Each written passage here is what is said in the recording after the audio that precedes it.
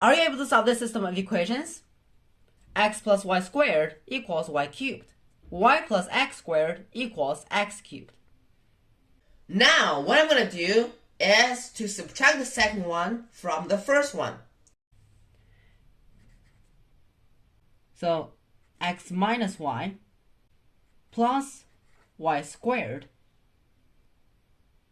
minus x squared equals y cubed minus x cubed.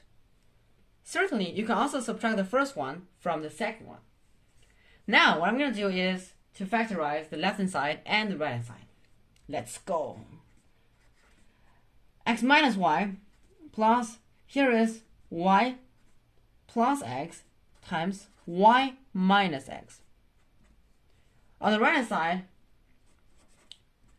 y minus x times y squared plus xy plus x squared. We can take out y minus x.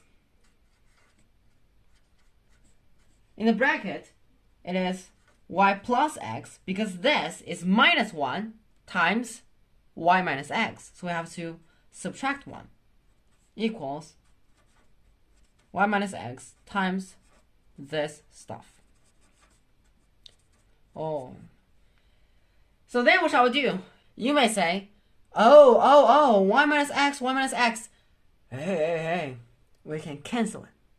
But no, only if y minus x is not equal to 0. So we have two cases. What happens if it is equal to 0? Then they are equal. If they are equal, x plus x squared equals x cubed. If we subtract the left-hand side from the right-hand side and factorize, x times x squared minus x minus 1 equals to 0. So it is a product of x and a quadratic equation about x, or a quadratic term about x. We can then acquire three solution pairs, and they are 0, 0, 1 plus square root of 5 over 2, 1 plus square root of 5 over 2, and 1 minus square root of 5 over 2, 1 minus square root of 5 over 2.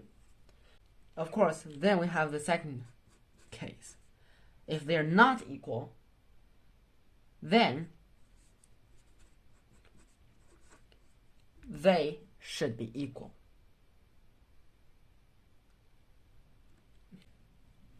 That means y squared plus xy plus x squared should be equal to y plus x minus 1.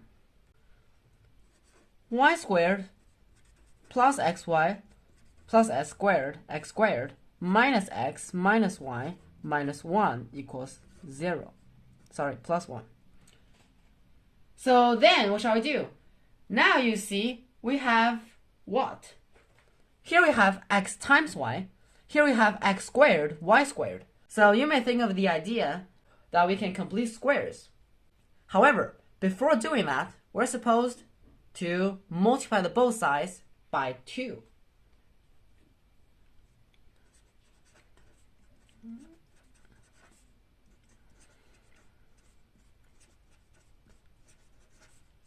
Because then you see magic. It is x plus y all squared. And here we have x squared minus 2x plus 1. X minus 1 squared plus y minus 1 squared.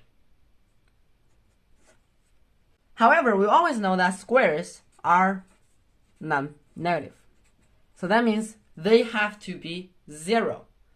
That means x plus y equals 0. X equals 1, y equals 1. And these three qualities have to hold simultaneously.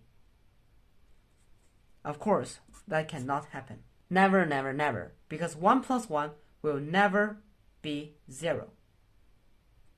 So that means we have only 3 solution pairs.